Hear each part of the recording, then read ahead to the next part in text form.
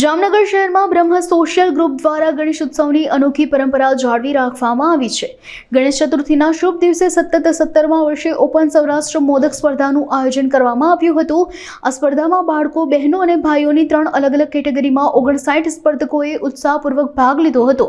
આ સ્પર્ધામાં સ્પર્ધકોએ ઘઉંનો લોટ, દેશી ગોળ, જાયફળ, ખસખસ અને ડ્રાયફ્રૂટ્સનો ઉપયોગ કરી સ્વાદિષ્ટ લાડુ બનાવ્યા હતા। બાળકોમાં નક્ષ હિંડોચાએ 4 લાડુ સાથે પ્રથમ સ્થાન મેળવ્યું હતું। મહિલાઓમાં પદ્મિનીબેન ગજરાએ 7 લાડુ સાથે અને ભાઈઓમાં નવીનભાઈ મકવાણાએ 9 લાડુ સાથે પ્રથમ સ્થાન મેળવી વિજેતા બન્યા હતા। દરેક કેટેગરીના પ્રથમ 3 વિજેતાઓને રોકડ પુરસ્કાર અને મોમેન્ટો આપીને સન્માનિત કરાયા હતા। જામનગર બ્રહ્મ સોશિયલ ગ્રુપ પ્રમુખ કીર્તિભાઈ કલ્યાણી અમે આ સ્પર્ધા 16 વર્ષથી કરી રહ્યા છીએ। આજે 16મું વર્ષ છે। 17મા વર્ષમાં પ્રવેશ થઈ રહ્યા છે। સતત 16 વર્ષથી આ લાડુ સ્પર્ધા કરી રહી છે। લોકોનો બહોળો પ્રતિસાદ મળી રહ્યો છે।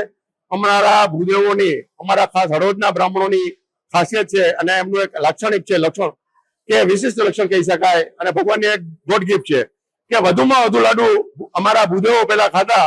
હવે એ સંસ્કૃતિ આસ્તે આસ્તે લુપ્ત થતી જાય છે। એને જાળવી રાખવાનો પ્રયત્ન કરે છે કે બ્રાહ્મણોની સાથે બધા લોકોને સાથે આવડી અને બધાને આપણે ભેગા રાખીને દર વર્ષે અમે ઓપન સૌરાષ્ટ્રની સ્પર્ધા કરીએ છીએ। ઓપન સૌરાષ્ટ્રના સારા સ્પર્ધાઓ આવે છે। લાડુનું મહત્વ એ છે કે જંક ફૂડથી આપણે દૂર થાય। લાડુ જે આપણા પુરાણો જે વડીલો આપણે રાખતા એ પાચક છે, શરીર માટે સારું છે, ચોખા ઘીમાં બનાવેલા હોય છે, જેથી કરીને જંક ફૂડથી બાળકો દૂર રહીએ।